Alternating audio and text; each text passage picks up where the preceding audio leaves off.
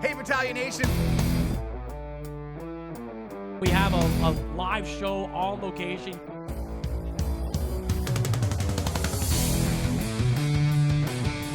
I don't know, man. Yeah. We're going to have trouble getting 2 points. Brought to you by Sports Illustrated Tickets and Happy Dad Beverages.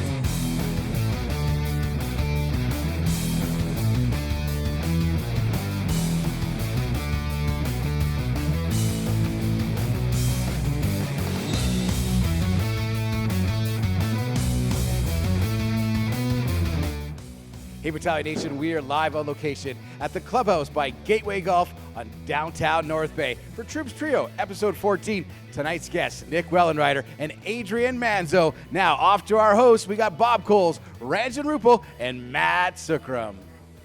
Thank you, AJ. Troops Trio is proudly sponsored by the City of North Bay, the Boat North Bay, the Moose Cookhouse, the Fox and Fiddle, and the Clubhouse at Gateway Golf, where we are live tonight. We thank our hosts for not only sponsoring the show, but for letting us take over the place for a little while. I'm joined, as always, by Bob Coles and Ranjan Rupal, and we want to thank the viewers, as always, for watching on the Battalion YouTube page. Make sure you hit that like and subscribe button and share this with everyone you know. We've got several guests joining us on the show tonight, including Nick Wellenreiter and Adrian Manzo. We'll also hear from the play-by-play voice of the Sudbury Wolves, David Bowen. We'll hear from their head coach, Scott Barney. And we've also got the Troops Trio trivia question coming up a little bit later on. But let's jump into it. Bob, Ranjan, the Battalion coming off probably their best weekend of the season. They beat the Eastern Conference leaders, the Ottawa 67s. They took down the Brampton Steelheads. That's 4 big points. What are your takeaways? I think the game against Ottawa was one of the better games of the year for sure. It was two very similar teams, back and forth. A lot of great goaltending in that game and great defense too. Really an entertaining game. Battalion were on the Ottawa sticks throughout the game. Not a lot of space for the Ottawa players, and so it was a huge win. And sometimes when you have a win like that, you come back the next night against a team you should beat, and the team is flat. But that didn't happen on Friday night in Brampton. They raced out to a 4-0 lead and won the game handily. So, yeah, 2 for 2. Nothing to complain about, just a great week, and the promise of really some positive things to come. I like the integration of the new players, Barch and Gervais. I think they're going to be really good pieces for the Battalion going forward. I do like the way they played against Ottawa because they came out with urgency right from the opening puck drop. And then, like you said, the next game could have been a trap game against Brampton, but they came out on fire. So 4 points and ready for Thursday.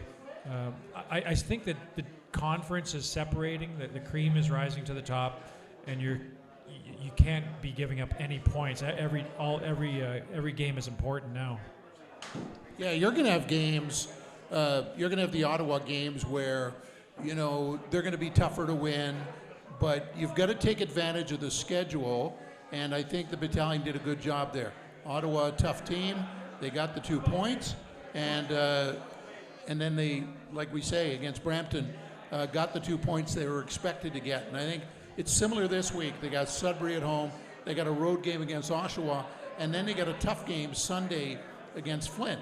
So you want to get the 4 points in the bank heading into that Sunday game, and because you know it's going to be a tougher, harder game. Ranch, do you feel they're at that point now where they can look at themselves as we are the team that should be taking the points away from some of these lesser teams? No. Okay. And why not? I think there's a lot of. I think that we have a significant number of games left to play. I know what you're saying.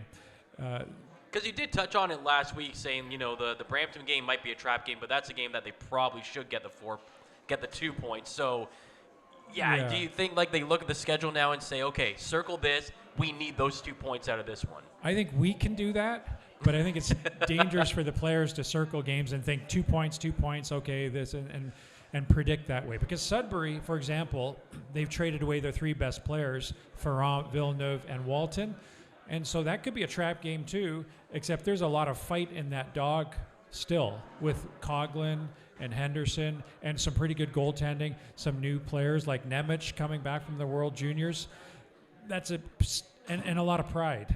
And if Scott Barney, we'll talk about Scott Barney later, but if he can push the right buttons, I think he could get a good effort out of Sudbury. So we can't take them lightly, and I don't think we're a juggernaut like the Brantford Bulldogs, where we can just walk into an arena and even with 7/10 of a good effort come away with 2 points. We're not quite there yet. Yeah, I don't think they can take anyone lightly because they're in a race. They want home ice advantage for the first round of the playoffs. Peterborough's been very impressive lately. Barry's got a big lead on everybody really in the Central Division. So they have to go out there, and every game is an important game. You don't want to end up, playing the number 2 seed. You don't want Barry in the first round, right? So you want to move up into that 5 spot, the 4 spot. But I think home ice advantage is the goal, and they have to, improve their winning percentage over the last 30 games to catch Peterborough and overtake them. Now, we touched on this on last week's show. The Battalion went out and made a trade deadline move, bringing in Sebastian Gervais and Hayden Barch. And, Randy, you got a chance to look at them. You thought they fit in pretty well. Let's get your thoughts on what that means now for the rest of the lineup. And, these are 2 guys they bring in. They're older guys. Obviously, they're going to be giving them a lot of ice time. Now it's kind of a bit of a juggling act, I think, but it's one of those good problems to have, I think, that the Battalion want on their hands. Yeah, so with about 30 or 34 games left, Ryan Houlihan can juggle lines, get chemistry going, and I think he's kind of slotted in Gervais on a hard-working line, and we're now a team that has 4 lines.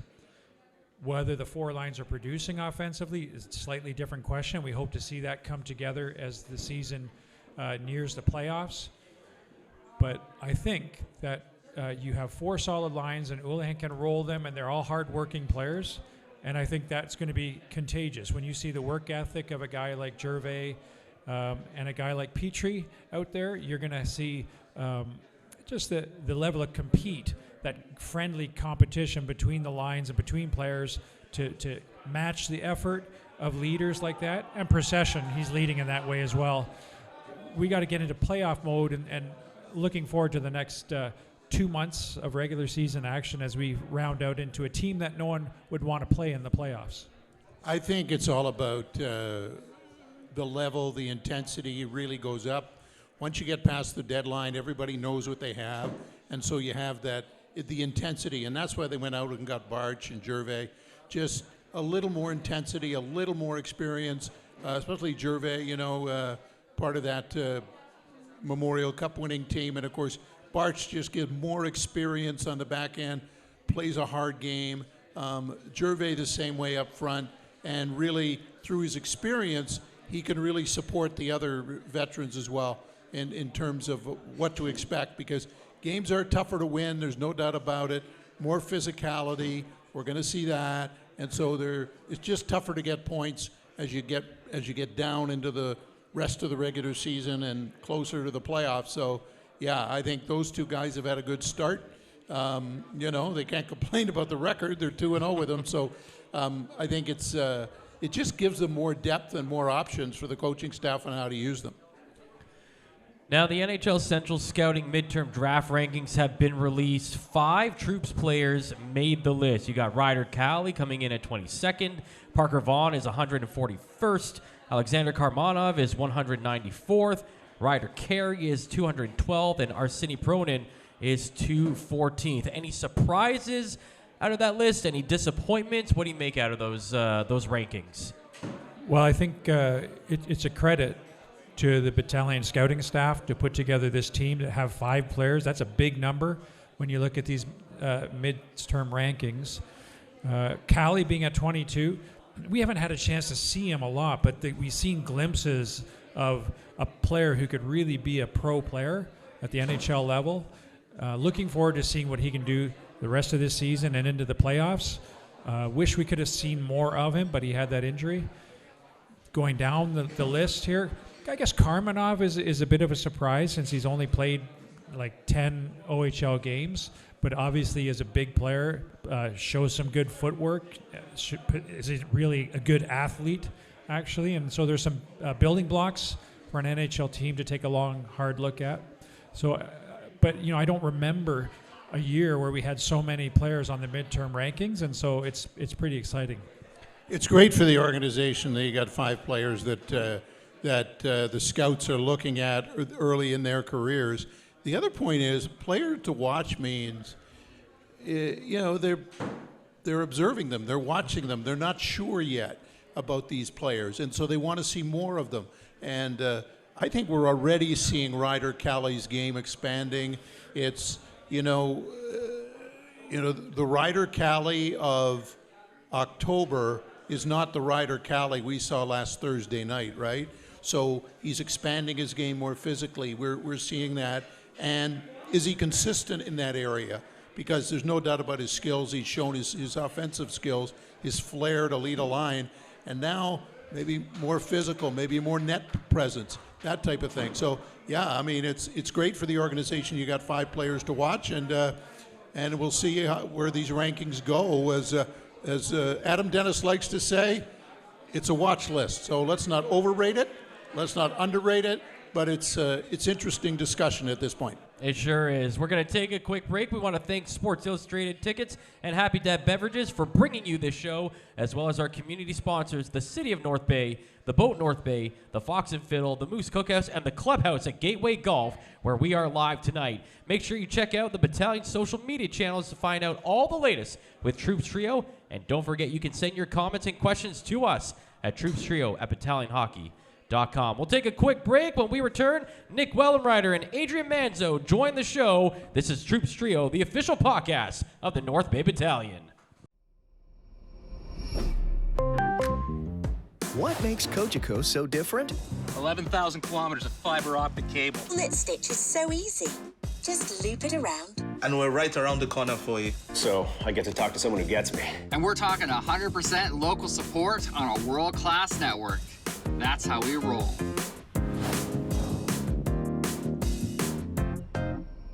Cogeco, your local connection.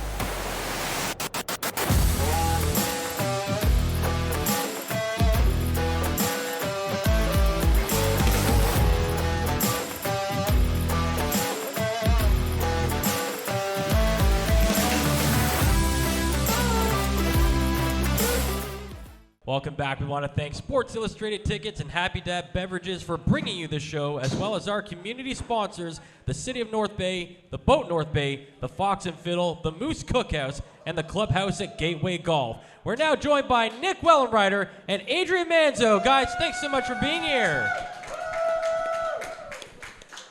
Big couple of wins for you guys last weekend. How fulfilling is it to beat a team like Ottawa when you look at the standings, you see them at the very top there, especially after the weekend before when maybe the results weren't there? So what's it like to go into that game, take away the 2 points from a top team like that?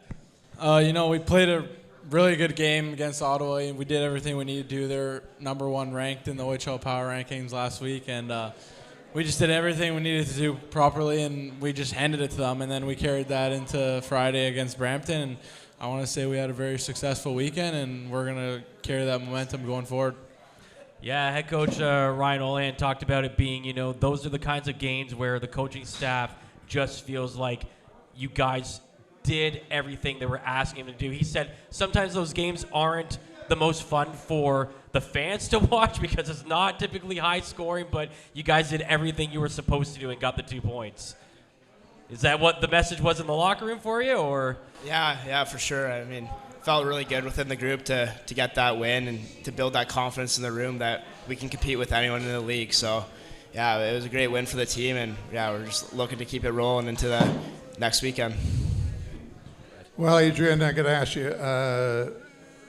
You played more games for the Battalion than you did in Windsor, even though you haven't been here that long. I mean, a year basically. So you haven't played Windsor since being dealt. So what was that day like? That first trade where they tell you you're going to the Battalion and leaving your pals? I was in Windsor for like a year and a half because I played junior B there too. So it was a bit of like sour leaving Windsor. It was kind of a sad day. I've been there for a while and I got familiar with the city and everything and with my billet family.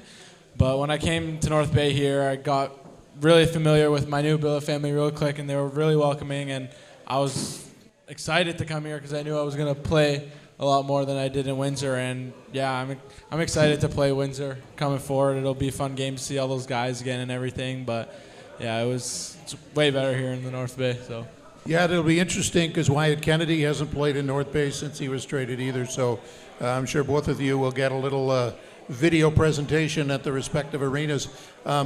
You're working with Bill Holder. I got to ask you, Bill Holder, he's a great guy. I mean, we see him on the bench. He's not saying a lot, except he's doing a little barking out there to you guys. So what's he like as a coach? He's really good. He's really helpful. He's taught me a lot over this year, I want to say.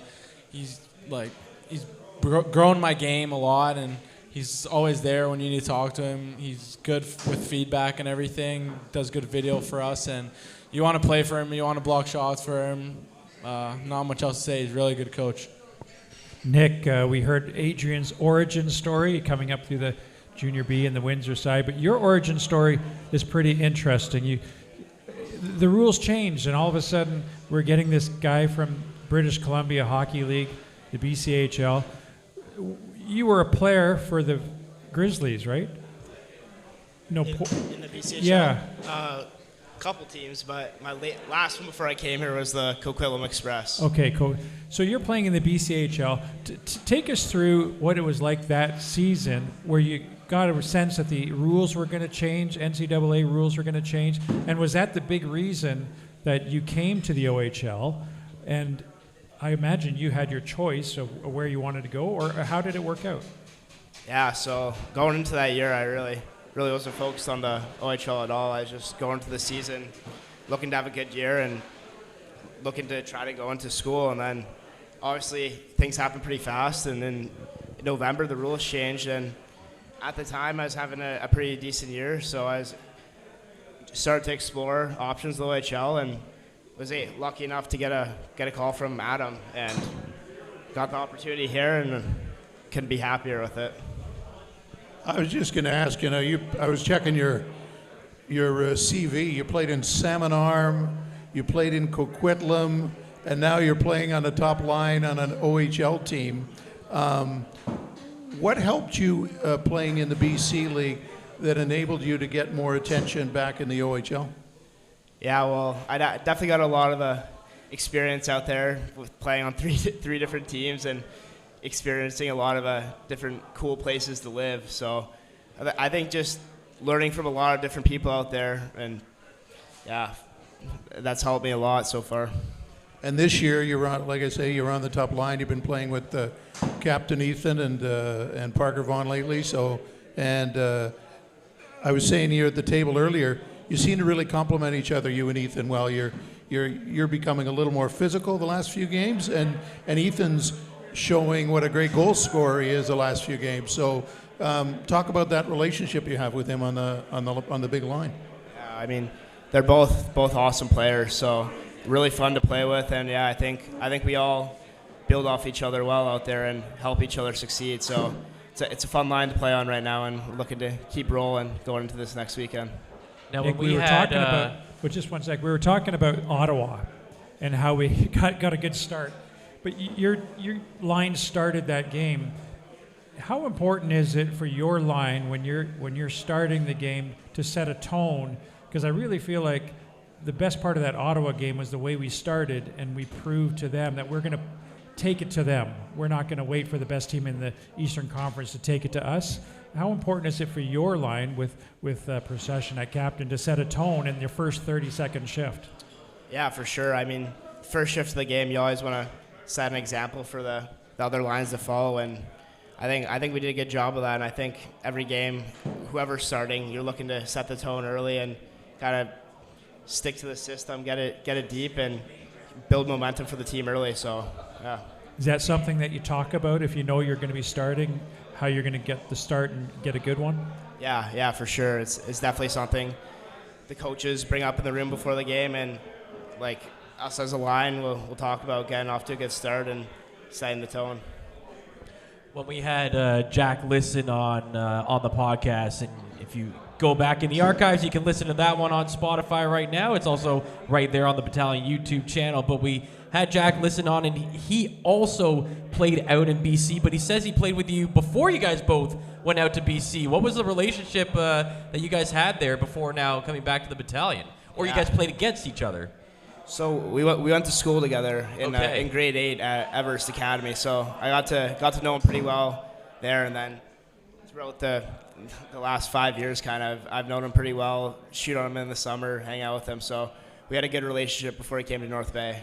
And that always helps, right? And Adrian, you can comment on that, right? Because you knew John the Capituritis before coming to North Bay. So obviously there are some of those intangibles when you can come to somewhere that is unfamiliar, but there's a familiar face in the locker room, and it helps you kind of get familiarized with the new city. Yeah, Jonathan, we played together in minor, so obviously you don't see each other for a couple of years when you finish your minor hockey career, but we reunited on North Bay, and you kind of learn the person again. You haven't seen them in a while, but you learn new things about them. But we've been good together, and we play together well. So yeah, it was nice having him here when I came here. As a defenseman, and you guys have two really good goalies, and of course you mentioned Jack, and of course Mike McIver. Are there different in terms of how you approach your positioning during the game, knowing their particular style of goaltending, or is that coached? Like, does that come up, or? No, we try to play the same every single game. So like, both of our goalies are awesome, and we know we have confidence in them back there, so we don't really need to worry about what they're doing. We just try and worry about our own game first, and then we know if there is a time where we mess up, we know they're there to back us up. So, yeah. So, Adrian, I'm going to ask you, that relationship between defensemen and goaltenders, it's a special relationship. It's an important relationship. What kind of communication goes on between you and your goaltender that the folks watching on TV at home might not be able to pick up? You might be able to pick it up if you're at the games, but what kind of verbal communication happens between you and your goalies? There's a lot when like a puck is dumped into our zone, and the goalie's back there, he stops the puck. There's a lot that we have to talk about, whether we want him to play the puck to us or whether we want him to rim it up the boards or do a certain thing. Like, we have certain words for that to communicate that, and even off face-off draws, sometimes if he sees something that we don't, he'll call it out. Like, one of them will call it out, and yeah, that's most of the communication that we do, in the defensive zone. Thank you. Nick, growing up, was it hockey all the way for you, or did you play other sports, or when did you first start playing, and you always up front? How did you get into the game? Yeah, I started at 3, I want to say. I put on skates for the first time. My dad played hockey growing up, so he got me into it, and I actually played soccer until I was about 11 years old, I want to say. But yeah, it was mostly hockey growing up. Obviously, in the summer, I really enjoyed to golf and hang out with friends, but during the wintertime, it was all the way growing up, it was hockey. Who's the best golfer on the team? It'd have to be Lerdo. He's scratched, so hard to compete with that. That is hard to compete with, for sure. I know I could never get there. Matt, these are both Toronto Maple Leafs fans. We determined that before the show. And Adrian's favorite player was Kadri. It probably is still Kadri. And Nick's favorite player is Kessel. I was going to ask them, what is it about their game that you like? You have personal reasons to liking Kadri, but you maybe can tell me, because you don't look like a Kessel-like player out there, like the exact opposite of a Kessel-like player. But maybe you can tell me why you like Kadri and why you like Kessel. When I was growing up, and I started taking hockey seriously, I looked at the Leafs, and I don't know, something about Kadri always stood out to me. He was just a great player all over the place. He was a centerman, and I used to be a centerman before I switched to defense. So I always tried to model my game after him. He was tough. He was always getting in there, and he had a lot of skill. He'd always put the puck in the net too. So obviously now I'm a defenseman, so it's harder to relate, but that's why he was my favorite player before. And when I said you're the opposite of Kessel, I just meant that you're active and energetic and extremely energetic on the ice. And Phil Kessel just looked like not the most energetic guy on the ice. Yeah, well, when I first started watching the Leafs, I just liked Kessel because the way he could shoot the puck from anywhere. He could just rip it. Obviously, growing up, getting a bit older, I turned into a Mitch Marner fan. That he was probably my favorite. But when I first started, I like the way he could shoot the puck from anywhere. Yeah. And what about you? I asked Nick about picking up the game. When did you pick up the game? And give us a history there. I want to say I started skating around 4. I know my dad told me before, when he first put me on skates, I was always crying and asking to get off the ice. But the second time he put me on, I didn't want to get off, and that's when it kind of started. And yeah, I played baseball growing up too. I was pretty good at that, but that's a summer sport, and my main focus was hockey, and that's came around in the winter times, and that's what I ended up doing today. So, well, I put out the invitation to any of the Battalion players that played baseball. I am on a men's league team in North Bay in the summer, so if you ever want to come out and show us how it's actually done, the invitation is always there. Guys, I want to thank you so much for joining us. An absolute pleasure to have you here. Nick and Adrian, everyone, good luck this weekend, guys. Thank you. We want to thank Sports Illustrated Tickets and Happy Dad Beverages for bringing you this show, as well as our community sponsors, the City of North Bay, the Boat North Bay, the Fox and Fiddle, the Moose Cookhouse, and the Clubhouse at Gateway Golf, where we are live tonight. We're going to take a quick break. When we come back, we'll have our trivia question, and AJ will join us on the desk. So stay tuned. Lots to come on Troops Trio, the official podcast of the North Bay Battalion. This is the Sports Illustrated Tickets Battalion defining moment of the week. From big plays on the ice to the fans in the stands who make every game special, Sports Illustrated Tickets gets you closer to the moments that matter with seats to sports, concerts, and theater events around the globe. Visit sitickets.com or download the app today. Capituritis into the corner, Wellenreiter. Pass backdoor! Ryder Cali, can you believe it? Ryder Cali was parked at the back. Sports Illustrated Tickets, the official partner of the North Bay Battalion and the Troops Trio podcast. We want to thank Sports Illustrated Tickets and Happy Dad Beverages for bringing you this show, as well as our community sponsors, the City of North Bay, the Boat North Bay, the Fox and Fiddle, the Moose Cookhouse, and the Clubhouse at Gateway Golf, where we are live tonight. Make sure you check out the Battalion's social media channels to find out all the latest with Troops Trio. And don't forget, you can send your comments and questions to us at troopstrio@battalionhockey.com. Here is this week's trivia question. Producer Gerald, put it up on the board. Which one of our 2 guests are from Vaughan, Ontario? Put your answer in the comments section for your chance to win a signed puck from both our guests, Nick Wellenreiter and Adrian Manzo. Not a bad prize. Again, this week's question is, which one of our 2 guests are from Vaughan, Ontario? All right, everyone, AJ is here. AJ! How's it going, gentlemen? We're doing good. Hey, see that? How I snuck into your spot today? You like that? You're a natural-born centerman. I wasn't sure where you're going with that, but I'll take that as a compliment. We're looking forward to AJ's segment because he keeps us up to date on everything Battalion. What do you got for us today? Well, first thing, let's talk about our beautiful sweaters we have. Look at the back of this one. Who do you got? I got Nelson. Ty Nelson. He's heard he's about to play his 100th AHL He just game. Played his 100th AHL Yes, game sir. back on the 10th. So Hopefully we'll see him up in the big league soon. I got Nick Paul. Nick Paul. Off to a great start in his career. 18. When you think of Battalion, number 18. That's Michael Amadio. That's right. Ottawa Senators. Former captain of the Battalion. Stanley Cup ring as well 50 with goal Vegas. scorer. Did Ben Thompson also wear 18? 26. Oh, No. I was way off. No, he was in the 20s. That guy was a crusher, Ben Thompson. He was a crusher. Yes, he was. And you got Doms. I've got Doms. DiVincentis. Yes, sir. We need to switch next time, right? You should have the gold. So we got 2 NHLers and then 2 You should have the soon-to-be goalie, and I should have the NHLers captain. coming. Yes. Right, yeah. I feel better with Dom in net than you, but that's just me. You should. Way more holes in my game than in Dom's game, that's for sure. Did Dom get into that? He doesn't have an NHL game still. It didn't happen. No, it didn't happen. Hellebuck came back a little early, so he was back up a couple nights, but no, he never got in the game. Still good for him to be up there. Now, back to these things, these sweaters. You can bid on these starting this weekend. It's a new Dash auction, and they're all alumni. There's 2 players that are playing right now. We got Procession and McIver, and they call these the Winter Green Camo.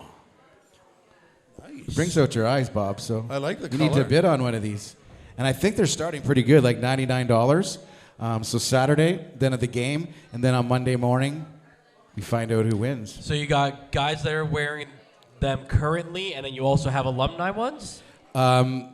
There's 2 current players, but the current players, okay. rest are all alumni. Got it. So it's put on by Dash Auctions, and I think they look great. Yeah, you know they look great when the players Manzo and Wellenreiter wanted to know if they get to wear them. Yeah, that's right.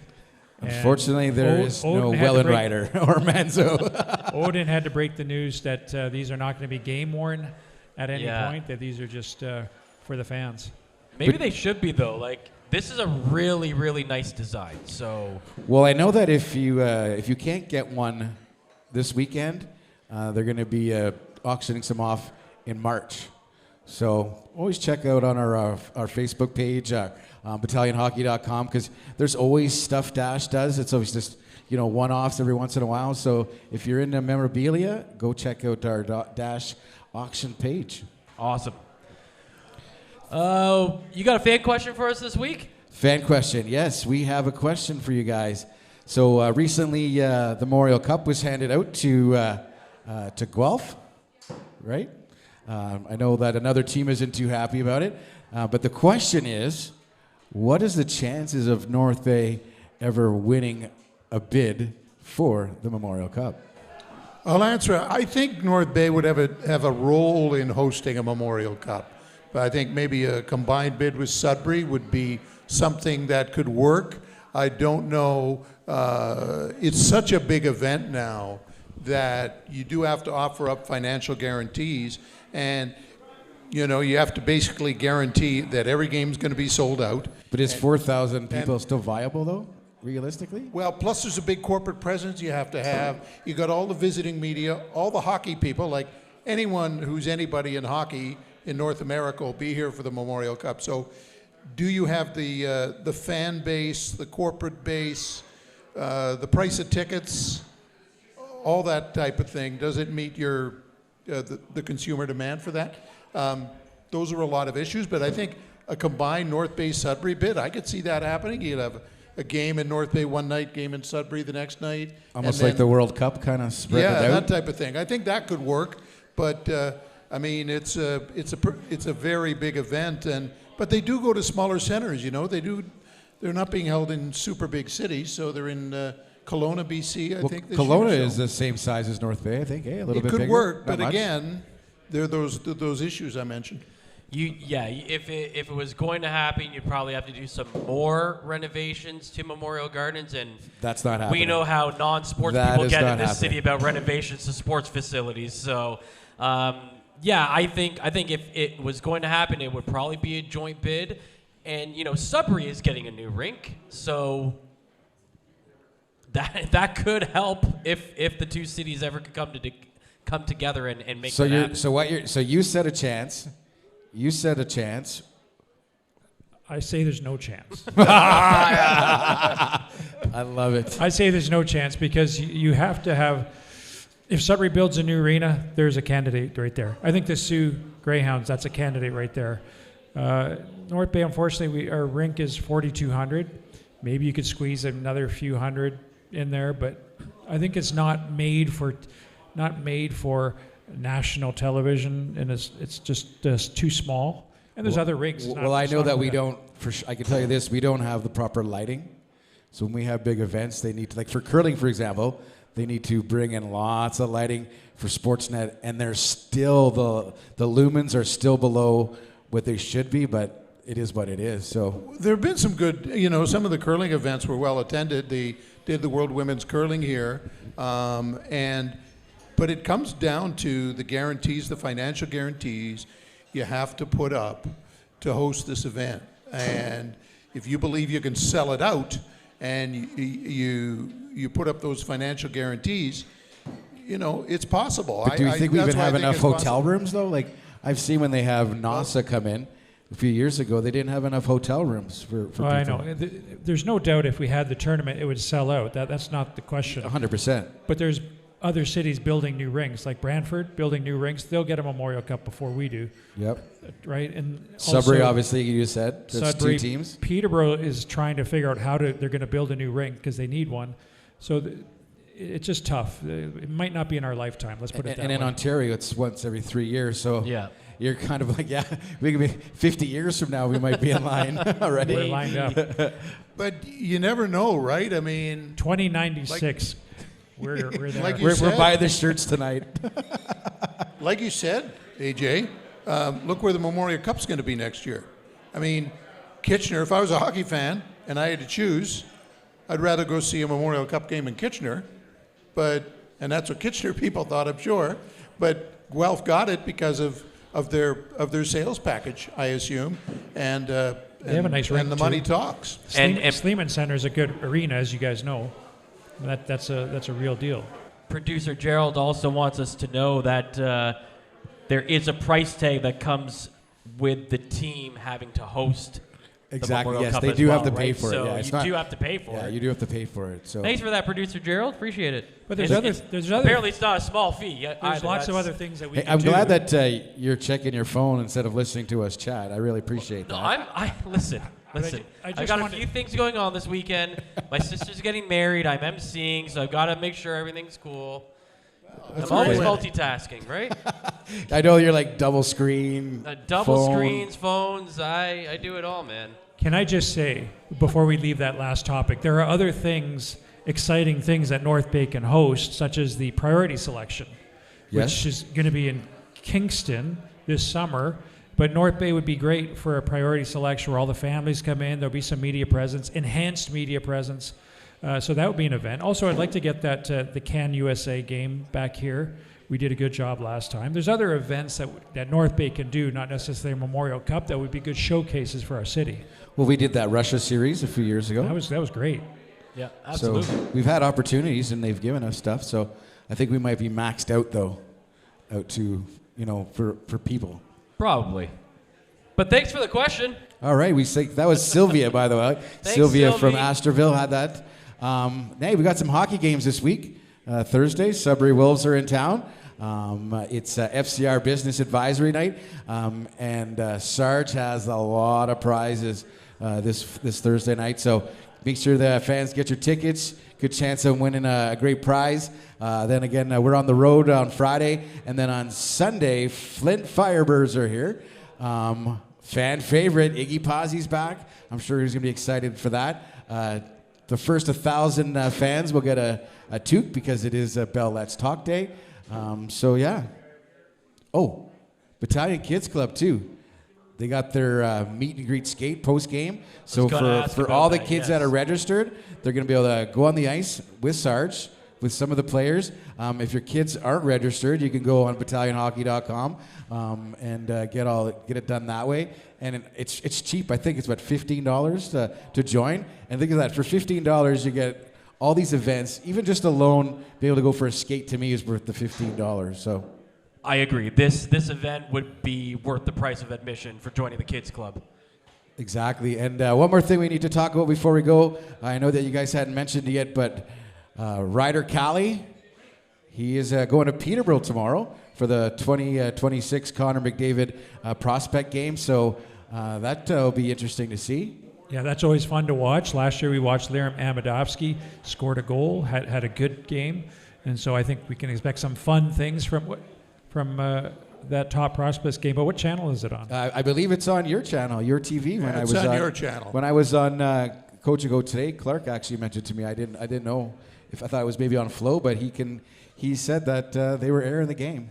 And the advantage, I think, or the thing to watch for, like Amadovsky last year had a great game, and he started to recognize that he's as good as any of these players in the league at that age, and so I think it'll be a chance for Cali to do the same, that he fits in with the top players in the league, and so it's a fun game, and it's, they're at that age where they haven't been drafted yet, but it's an indication of how much talent they have.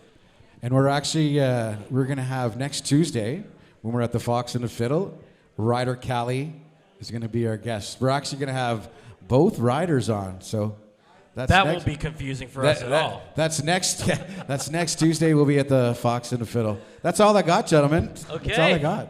AJ, thanks so much. That was a lot, but we really appreciate it. Well, thanks for having me. As always. All right, we're going to take a quick break. We want to thank Sports Illustrated Tickets and Happy Dad Beverages for bringing you this show, as well as our community sponsors, the City of North Bay, the Boat North Bay, the Fox and Fiddle, the Moose Cookhouse, and the Clubhouse at Gateway Golf. Coming up, we'll hear from a couple of Sudbury Wolves associates, as well as the head coach of the Flint Firebirds, so stay tuned. More on the way, and we also have our 1 minute to ceasefire to finish off the show. This is Troops Trio, the official podcast of the North Bay Battalion.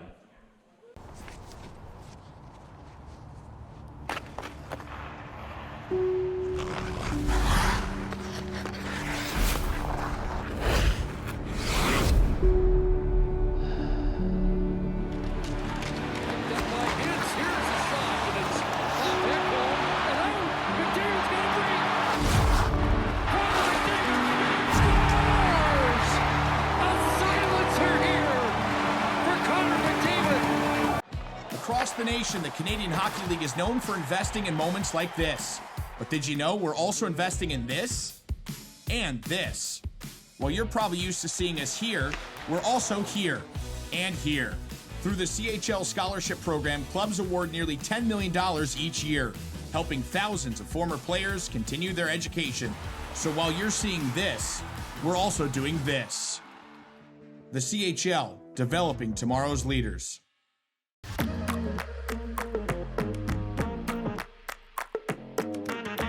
My OHL is a place where everyone feels welcome. So OHL diversity inclusion efforts are for each and everybody, whether it be a player, official, whether it be anyone within the staff, for each club or at the OHL offices, and certainly for every person that enters into one of our arenas and participates as a fan in one of our games. We want to thank Sports Illustrated Tickets and Happy Dad Beverages for bringing you this show, as well as our community sponsors, the City of North Bay, the Boat North Bay, the Fox and Fiddle, the Moose Cookhouse, and the Clubhouse at Gateway Golf. Well, the Battalion have 3 games on tap this week, and it all gets started on Thursday with a home game against the Sudbury Wolves, whose fan base could only bring 600 pounds of food, which was a thorn in the side of Ranjan Rupal during last week's episode. If you haven't had a chance to listen to that, it's right there on YouTube. I've softened my stance a little bit over the week. It's 600 pounds of food. That's all they could come up with, but I'm sure it's That's a lot of food. I'm sure it's already gone. I'm sure it is. The family enjoyed it. But Bob, you had the chance to catch up with a couple of folks involved with that organization. Their play-by-play man, David Bowen, and their head coach, Scott Barney. What'd you have to say to them or chat about? David Bowen, who I think we're going to hear from first, talk to him about the Wolves and how things are going this year. But predominantly, he's the son of Joe Bowen. For people who don't know, this is Joe Bowen's last year doing Maple Leaf hockey on radio with Jim Ralph, and they recently honored him with an important event at the Leafs Arena, and Dave had a chance to do the game that night because Joe was being honored. So just had a chance to, and now he's taken after his father, and he's done a great job doing Wolves games for the people in Sudbury. So producer Gerald, let's hear from David. Everyone knows your dad is Joe Bowen, of course, you know, and you're taking after him, right? He's been the longtime voice of the Leafs. You're doing play-by-play, so how did that start? Yeah, for me, it's kind of a similar story to my dad. I think we both wanted to be National Hockey League goaltenders, but at some point that dream comes to an end. For me, really, hockey came to an end, and then COVID hit, and I think everyone was looking for something to do, and I was obviously looking to find a new passion, and an email came through my Laurentian email that someone needed play-by-play for the Sudbury Nickel Capitals, and I decided to do that and make you know, some spare change on the side, and I enjoyed it and just continued with it, and then got very fortunate that the Wolves reached out and there was this position open, and for the last 3 years I've enjoyed every second of it.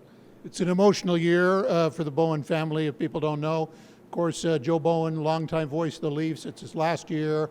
They did a special night for him recently at the Leafs Arena, and you got to enjoy that as a son, but you also had a chance to do play-by-play, so I guess it was quite the night. Yeah, that night was very special, and my dad has said this countless times, but he can't thank the Leafs organization and the fans enough. Being on the ice and just seeing everyone kind of get to their feet when we got out there was very emotional. It was tough to look at him because every time I looked at him, I saw him crying, and then in turn that would a few tears would come down my cheek. But that was awesome, and then getting to do play-by-play with Jim Ralph, who he's been partners with for over 2 decades, and I've got to know pretty well just sitting up with them and usually listening, was awesome. And the game for 50 minutes didn't look too great, but then the last 10 were awesome. And Ralphie kind of punched me in the shoulder when the Leafs took the lead and said I had to drop the Holy Mackinac one time. So I had to pay the $25 in royalties for using Holy Mackinac, but it was well worth it, and obviously an incredible experience for me. What's the biggest tip he's given you about calling hockey games? Oh, I would say on radio, it's a lot more important to describe to the listener which team has the puck and not specifically which player. That's one. Always making sure that you know that anytime someone could just be tuning into the broadcast, so time of period and score. But honestly, I think it's repetition, just like anything else. And don't try to replicate someone else's broadcasting style. Everyone has their own. And to be honest, just like in my playing days as a goalie, he doesn't put too much pressure on me and just tells me to have fun and do my best. Great advice for all young broadcasters. Well, thanks for this, and have a great rest of the season. Thank you. And, you know, David's doing a great job with the Wolves. We also had a chance to visit with Scott Barney, the head coach of the Wolves. And we did the interview with David during before the last visit they were here. And, of course, we talked to Scott Barney this week about you know, how things are going, with the big news being 3 of their top players were traded at the deadline. So let's hear from Scott Barney. Joining us on Troops Trio, the head coach of the Sudbury Wolves, Scott Barney. Scott, third meeting between the two teams recently coming up on Thursday night. You guys took the game in Sudbury last time out. North Bay responded with the win on the back end of the home and home. What are you looking at tonight? Or Thursday night? Yeah, for us, you know what, North Bay's made some additions here, you know what, in the last month there to the roster, right? And they've had a really good start, right? Ryan does a good job there. They play a hard physical game. They got some big D, right? So we're going to have to get on their D pretty early here to get some turnovers. And, you know, I think a big key to them is they got 2 great goalies, right? They got 1A, 1B there in McIver and Listen, right? So we're going to have to get some traffic on them early and put everything we can to the net. Let's talk about the decisions made by your team at the deadline. I mean, just talk about the impact, the 2 players that were dealt, Kieran Walton to Peterborough, of course, Nathan Villeneuve to Windsor, obviously leaders in the room, on the team. How would you maybe talk a little about the impact those 2 guys had during their career in Sudbury. Yeah, they were huge, right? You lose your captain and two assistants in Villeneuve and Walton and Ferran, right? It takes out, 46, 47% of your scoring. And the message to our guys was, right, it's opportunity for other guys to take a step here. And you know what? Those are three good players in that dressing room. And my thing is, obviously, we wish them all the best. Is I just hope that each player took something from each one of those individuals and can use that to lead our team here going forward, right? And we got JC Lemieux back and Jens Ula, who've both been great in their opening weekend here for us. And then we got Adam Nemec, who has just finished playing in the Slovakian national team. He's a young player as well who got infused into the lineup and had a good weekend. So we got to build the youth of the team here, and it's a good time to keep creating the culture we've started creating there last season and shaping it here into the following seasons for sure. Now, when you bring in some new guys, you trade some veterans as a coach, how do you deal with that? Do you try different combinations just to see how guys work together? How do you? I'm sure you want to find that chemistry as soon as possible. So how do you go about doing that? Yeah, just trying to fit guys in different situations. And we're a big believer, if you're a forward, you should be able to play all three positions. Like you're in an Ontario Hockey League level. Obviously their goals are all to play in the National Hockey League. And if they get there, they got to be able to play in all three positions. And for us, it's, getting those combos that we feel fit the most or matchups that we feel fit the most. And I'm a big believer in running guys in twos and finding that third player that can work with those two guys. And on the D-core, that's the same, getting guys that can kind of, maybe a little more offense with a defensive guy, or maybe two defensive guys that can shut down other teams' top lines. And, you got a team like North Bay, they got 1A, 1B, 1C lines there, it seems like, through those first three lines. And they got some big, strong D on the back end. So in terms of your goals in the second half, I know fans want to see you get into the playoffs, but it's a big stretch over several months. Try to do that. But on a day-to-day basis, what are the goals you have for your group? Yeah, like our goal, like I said, is getting the playoffs. That's the goal for our players here to strive for. Our goal as a coaching staff is to get these guys ready to prepare to win every night. That should be the mindset of our players. But it's that compete. It's the habits. It's consistency from shift to shift. If you have a good one, don't just put that to the side and then your next one's not as good. Like, you got to build on those. It's just like putting the bricks in. You need you want 12 high. You got one brick, you need to put the next one in and keep building on those. And that's kind of been our mentality here, especially, we got a couple of days of practice this week, and it's just, we have one way. We got to be able to work hard. We got to be able to work hard. We lost lots of skill, but we have a lot of skill in that room, but we got to find a way to bring the most out of each guy. And obviously it's a challenge for our staff, but I know we're up for it. And, looking forward to working with these guys here in the second half with a pretty tough schedule. Another edition of the Highway 17 rivalry coming up on Thursday. What will it take for you guys to get on that bus Thursday night around 10 o'clock with 2 points in your back pocket? Yeah, it would be huge, right? And I think the biggest thing, like I said here earlier, is playing the right way. You can't get too high or get too low, right? North Bay's, like I said, got a great team. Ryan's done a good job there. They've built it here for a few years to where they are now, and there's some good young talent in there as well. So I think we got to be on our game from line 1 through line 4 through the 6D, and our goalie's got to make the saves, right? And I think that's huge for us, is trying to give up least amount of chances in the slot, and I know we're trying to keep the shots to the outside as much as we can, and you got to score early. You got to get one early and build on, especially you got a young team. You can't get deflated here early into games. Okay, thanks, Scott, and safe travels to North Bay, and good luck on Thursday night. I appreciate it. We'll see you guys there. Thank you. An indication really that in Sudbury really not going anywhere in terms of a deep run, and so they trade these three guys, and they've really got to recalibrate their team, find chemistry with the players they acquired, And they're in a race with Brampton for the final playoff spot, so they have their goals. So every time the Battalion play them, it's a big game, and I'm sure Thursday night won't be any different. Yeah, always fun when these two teams come together. It is so interesting. I mean, we talked about it a couple of years ago when they finally did face each other in the playoffs, and it was such a long time coming. And now it feels like it's going to be another long time coming. I don't think these two have a real good chance of matching up the playoffs, but stranger things have happened. Well, if you talk to Sudbury fans, it's not just me, but if you talk to Sudbury fans, they are so frustrated with this organization, with the product on the ice. They seemingly fail to thrive, the failure to launch of these star players they bring in, like Dalibor Dvorsky, UPL, Ukko-Pekka Luukkonen. They've had good players. Like, getting good players to Sudbury is not the issue. They can't get it done in the regular season or in the playoffs, and the fans are very frustrated. Long-time fans, they're embarrassed, actually. We were talking about the New Orleans Saints. That's Nick Wellenreiter's favorite NFL team. But remember when they were the New Orleans Aints? and people will be in the Superdome with the paper bag over the head.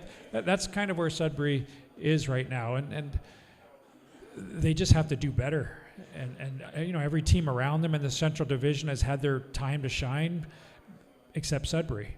Since North Bay's been in the league, that's just the way it's been. Sudbury's never been the top dog in that division. They really haven't. But speaking of top dogs in their division, the Flint Firebirds will be in town on Sunday. And boy, they're having a heck of a season. You had a chance to catch up with their head coach as well, Bob. I tell you, the Flint Firebirds, one of the tougher divisions in the league. Maybe it's the toughest, I don't know, but you got Flint and Windsor in the top of that division, and they're coached by Paul Flash, and they have a 3-game road trip coming up. They wrap it up Sunday afternoon at the Bort Longyear Memorial Gardens. So let's hear from Flint's coach, Paul Flash. Well, now on Troops Trio, we're going to visit with the head coach of the Flint Firebirds, Paul Flash. Welcome to the show, Paul. Thank you. Appreciate you having me. Let's talk about your team. You're here on Sunday. You guys have been quite busy improving your lineup, I guess, the last couple of months. How are you playing going into this road trip? Sorry, how are we playing? Yes. Yeah, no, playing really well. We've been on a nice run for a while here, just coming off 3 good wins this past weekend, and liked how we played. As you said, we've had some big pieces. It's going to take some time to get all those guys up to speed and involved and see how that all gels and meshes. But we didn't want to add too much because the group we had already before has accomplished some good things so far in the regular season. So we wanted to add just a few pieces and the right pieces. So far, so good. Yeah, you're leading your division. It's a tight race though, and how, as a coach, how do you incorporate new guys? How do you find that chemistry as soon as possible? Well, I think a lot of it goes like our general manager and our head scout and scouts help us try to assess, what do we need? Obviously, with the extensive conversation, the coaching staff, and what's available. And I think a lot of it is like, where are you at in the season? So for us to be able to add, just recently Kevin He and Battaglia, just shows where we are on the map. That people look at us as a really good team this year and a chance to contend, hopefully. And so I don't think you're having those conversations with those players if you haven't put yourself in that position. But that's also why we want to make sure it's the right pieces, not too many, because it's a group that's been here all year that's allowed us to acquire these players. So that's the first thing. And then the next thing is just the character people that we want. They're both former captains on their teams. So we know they know what it takes to lead. So, that's another big piece, is just a culture component for our locker room. Of course, a big trade this year between Flint and North Bay. Iggy Pazzi, one of your players. Of course, you were coaching Caden Petrie. He's with North Bay now. So talk about Iggy and the impact he's had since arriving in Flint. Yeah, so since he got here, he's just extremely hardworking, really good person, gets along really well with everybody else, and that's the one thing is just he's just tenacious all over the ice, especially when he has the puck, and so we want to play that possession game, and his ability with speed to break away from checks is really solid, and we watched a lot of film before we acquired him, so we felt he'd be a nice piece for us. So and he's the type of player that may not always score up on the show up on the score sheet when it comes to producing, but he's producing first touches, extended ozone time, and someone else might reap the rewards of that. And that's the one thing about him is just his ability to make those plays. It seems this is one of those trades that both teams are happy with. Yeah, no, for sure. And again, it's hard to say that because Kays was here a long time. So it's from a hockey standpoint, and no disrespect to Iggy, we love having him here, but it wasn't easy to watch Caden go as well. But I think a fresh start for him was probably a good thing, and he's got off to a really solid start there. So going into this road trip, what are the concerns that it's tough when you're on the road every night during a long trip? What concerns do you have going into this road trip? Well, they're all good teams, tough buildings. The first one's in Barrie, and you know what? I think as you just take it day by day. So the first game's in Barrie, and we'll be ready to go Thursday night. And then I don't really go in it with an idea of concerns that we're going to have. It's like we want to dictate our game, play our style, but every team's a quality team and tough buildings. So like I said. It's just game one. We don't focus on anything else until that one's done. So Barrie's very strong. We like our team too. So whoever's going to be able to get to their game, play their style, and is going to have the best chance to win that. And then we'll recoup on Friday morning for the next game. You played North Bay earlier this year. It was a good night for you guys. So what are you looking back after having seen North Bay play once against you? What are you expecting maybe on Sunday? Well, a completely different game, and I don't think that's a telling tale of what North Bay's done. They've had a very solid year. They're a hardworking team. We got them on a tired night as well. So I don't chalk that up to being their identity at all. We were fortunate that night to have a good night where they maybe wasn't their best, but again, fatigue kicks in a lot of times on those road trips as well. So and tough building. So very hardworking team. Got a lot of talent on that team, but they're competitive. So I don't feel the first game has not an indication of what's going to happen Sunday. And what do you need to do on Sunday to get the 2 points? Well, the first thing would be just to have a good week, try to get all our lines going so that we're well rested to go into that game, right? So you never know what's going to happen to give you the exact pre-scout, but it's the same thing. They're going to try and impose their forecheck and get first touches and play in the offensive zone, make us play defense, and we're going to try and do the same thing to get clean exits, get out of our zone, get in the offensive zone, and make them work. And whatever team's able to do that the best is going to probably get the most of the penalty calls and be on the power play, right? And so whoever has the puck more, has the best chance to win. So it's going to be difficult, but until we know what happens Thursday and Friday, that game plan might change a little bit before Sunday. So I expect a hard-fought, tough game on Sunday. Okay, that's Sunday at 2:00. The return of Iggy Pazzi should be a lot of fun. Paul Flash, head coach of the Flint Firebirds. Thanks for joining us, and safe travels on your trip to the north. Thank you. Appreciate it. Thanks for having me. And that was Paul Flash. We talked to him before they head on the road later this week. It opens in Barrie and wraps up in North Bay on Sunday. And of course, it's the return to North Bay of Iggy Pazzi, and it's also Caden Petrie's first game against his former team. So it should be a fun day on Sunday. I think the crowd will be into it, and Flint, one of the top teams. A lot of people are favoring them to win the whole schlemazel at the end of the OHL season. So a chance to see a really good team, and the Battalion get to stack up against one of the top teams in the league. Brantford's still the top dog in the OHL, even though they had a bit of a slide before the break, but that's because a lot of their talent was away at the World Juniors. Flint, Brantford in the final, that's a real possibility, and we're going to get a chance on Sunday to see why, and also see our old friend Iggy Pazzi. We cannot let Iggy Pazzi score, especially when he has the puck in the corner and he takes that patented wrist shot over the goalie's shoulder. Anything but that. Well, what if he does the Michigan? What's that? What if he does the Michigan? Michigan. Did Ryder Cali try in Michigan against I think Ottawa? so. Someone in the Nipissing Lakers women's hockey game that I broadcasted this past weekend tried it as well, but the goaltender saw her coming all the way. But it would have been cool if she'd been able to put it in the net. Well, Pozzi's very entertaining, and I'm sure he'll try and put on a show for the crowd. Adrian Manzo's not going to let that happen. Michigan. Have we ever Mission had a number Michigan? one, neutralize Pozzi. Have we ever had a Michigan at Memorial Gardens? No. I don't recall seeing one. No, I don't think so. There's been a few in the NOJHL for some of the Voodoo's games that I've seen, but yeah, not for the Battalion. So something to check off the bucket list. We're going to ask Ryder Cali next week. If he could do it? No, I thought he was trying to do one in the game against Ottawa. Well, now he's going to have to try. We'll ask him if he can do it.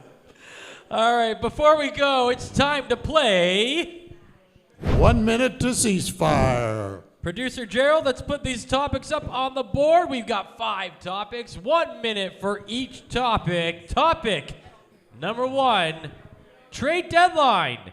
Did the troops do enough? I say yes, they did do enough. Not a lot of moves.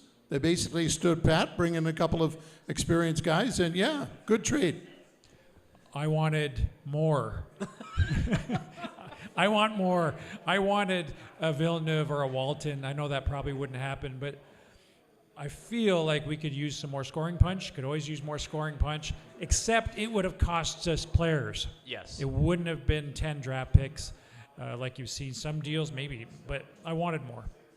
Like I said last week, I think these were maybe not the easiest moves to make, but the most sensible moves to make, considering what they gave back. I do really think that the coaching staff and the front office staff really, really like the players that they have here, and they didn't want to see any of them leaving.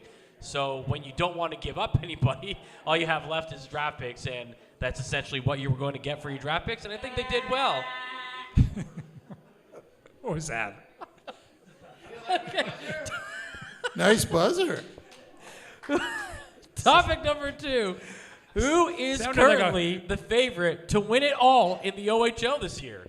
I think it's the Windsor Spitfires. I think their experience is really going to help them.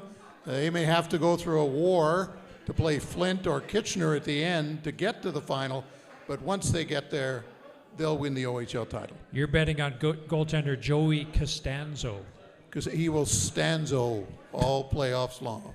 I'm going to say the Brantford Bulldogs. No disrespect to Paul Flash and the Flint Firebirds, who will be here on Sunday, but I think the Bulldogs have built it. Jay McKee has built it for this moment, and that city's going to have a real party. Just to be different, I'll say the Ottawa 67s. I mean, they got on a real roll there, and even though the Battalion were able to beat them, I think that they are just kind of biding their time a little bit. I think they're going to be a force to reckon with in the postseason. And I think this is going to be the year where Ottawa really does kind of get over that hump and take it all home. Topic number 3. Battalion alumnus Sandis Vilmanis, say that 5 times fast, is on Team Latvia at the upcoming Olympics in Milan. Will he be Latvia's leading scorer at the tournament? No, it's going to be an unheralded Teddy Bluger who will lead the... He's in the NHL. Teddy Bluger, good player, good third liner. He will lead them. Latvia doesn't score a lot of goals. If they're going to win, they're going to keep games tight, low scoring. So they need that guy in overtime to do it. And I'm going to go with Teddy Bluger. Love Sandis Vilmanis. That was one of the most surprising trades that we made. And I didn't know what to expect, but he was very dynamic on the ice and a real thrill to watch. But I think Latvia, to be the leading scorer on Latvia at this Olympic tournament, you just have to score 1 goal. And I think Sandis Vilmanis can score a goal in this tournament. He'll probably score it against Austria. But he'll be the leading scorer. And I agree. Yeah, Sandis Vilmanis, why not? Someone's got to lead that team. Why not him? Sandis Vilmanis, you heard it here first. Put it on Bet365. All right, topic number 4. Producer Gerald's going to throw something up on your screen for you. This minor hockey brawl went viral. It took place during the intermission of an AHL game. My only question was, where were the refs? There was an adult on the ice. It was Coco the Bear. It was Coco the Bear, the mascot. But yeah, this was shameful, and I learned this was the second time they tried it, and the fans loved it so much they decided to try it again. But obviously, shouldn't have happened. Terrible for hockey. That's not what you're promoting. But it certainly got a lot of attention. I think outside of this table, the world is becoming insane and unraveling, and that was an example of the unraveling morals, especially south of the border. Just a disturbing. It was disturbing to me to watch that unfold. And people, I don't know, were people cheering in the arena? Oh, most people loved it, yeah. Yeah, it just that country has lost it completely. Yeah, it was. After the first couple punches were thrown, I was like, somebody needs to stop this. Just like I'm being stopped now.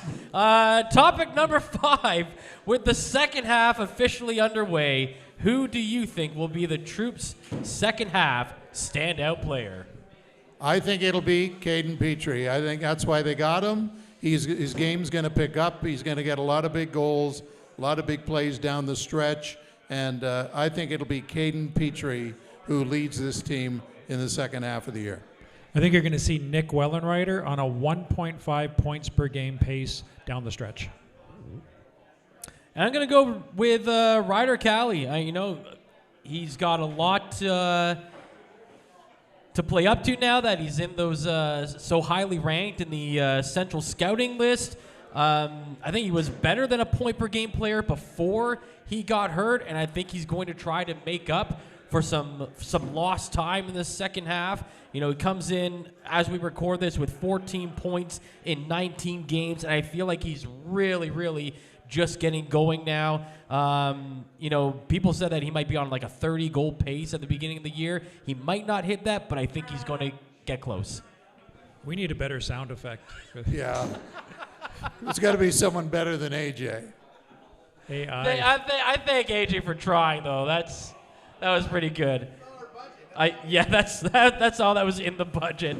That's going to wrap up today's show. We want to thank Sports Illustrated Tickets and Happy Dad Beverages for bringing you this show, as well as our community sponsors, the City of North Bay, the Boat North Bay, the Fox and Fiddle, the Moose Cookhouse, and a huge thank you to the Clubhouse at Gateway Golf for hosting us tonight. Make sure you check out the Battalion social media channels to find out where Troops Trio will be next, and we know where we're going next. On Tuesday, we'll be back at the Fox and Fiddle. That takes place on January 20th. So come on out and join us live. And don't forget, you can send your comments and questions to us at troopstrio@battalionhockey.com and tell everyone you know about this podcast. We thank Nick Wellenreiter and Adrian Manzo for joining us, as well as David Bowen, Scott Barney, and Paul Flash for taking the time to chat. We thank our camera operators, Cassidy and Marley, our show coordinator, Owen, producer Gerald, our hype man AJ Jakeman, and executive producer Steve Batanti. For Bob Coles and Ranjan Rupal, I'm Matthew Sookram, and this has been Troops Trio.